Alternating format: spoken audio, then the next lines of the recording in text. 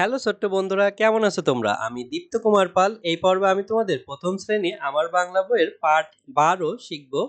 দেখো এখানে আছে বর্ণ শিখি, হস্যু দীর্ঘ।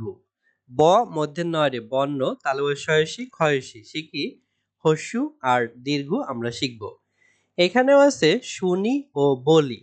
দেখো আমরা নিচে কিছু ছবি দেখতে পারছি, যেমন এখানে মরুভূমিতে অনেক উট দেখতে পারছি। এখানে আছে উট চলেছে দলে দলে, অর্থাৎ দেখো একটি দলে উট চলেছে। এই উট লিখতে গিয়ে দেখো হস্যু লিখতে হয়েছে আমাদের। হস্যু ট উট, এই যে হস্যু ট উট, হস্যু। তারপরে এই যে এখানে আমরা সমুদ্রের ঢেউ ঢেউ দেখতে পারছি, সমুদ্র বা সাগরের। তো এখানে আছে উর্মি দেখি সাগর জলে।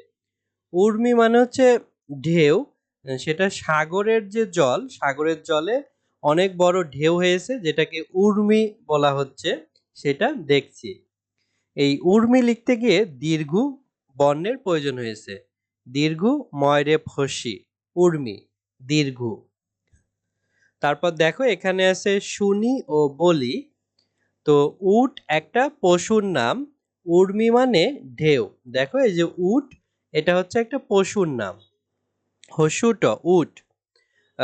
আর উর্মি দীর্ঘ ময়রে ফসি, উর্মি হচ্ছে ঢেউ, অর্থাৎ নদীতে বা সাগরে যে ঢেউ হয় সেটাকে উর্মি বলে। তারপরে দেখো এখানে আরো আছে পড়ি, পডাবিন্দ্রসী পড়ি। তারপরে এখানে আছে হস্যু আর দীর্ঘ লিখি, লহেসি খয়েসি লিখি। নিচে কিভাবে হস্য এবং দীর্ঘ লিখতে হবে তা দেখানো আছে, এখন আমি তোমাদের লিখে দেখাবো। তো হস্য লিখতে হলে আমাদের দেখো এখান থেকে আমরা শুরু করতে পারি। এভাবে সোজা একটি দাগ দেব, তারপর উপরে এভাবে একটি উড়নি দেব, তারপরে এখানে নিচে ডর মতো এভাবে আমরা লিখবো। এখানে যে অ্যারো দাগ দিয়ে দেখানো আছে কোথায় যাবে। তারপরে আমরা যদি দীর্ঘ লিখি, দীর্ঘ এখানে উপরে একটি সোজা দাগ দেব, তারপরে এখানে এই উড়নিটি দেব। তারপরে আমাদের এই হস্যুর মতনই প্রথমে আগে লিখতে হবে, এভাবে দাগ দিয়ে। তারপরে এই যে নিচের থেকে এখান থেকে এভাবে একটু দিয়ে দিতে হবে, তাহলে এটি দীর্ঘ হয়ে যাবে। এর নিচে যে ফাঁকা বক্সগুলো আছে এখানে তোমরা পেন্সিল দিয়ে লিখে প্র্যাকটিস করবে এবং তোমাদের খাতায় লিখে বেশি বেশি প্র্যাকটিস করবে।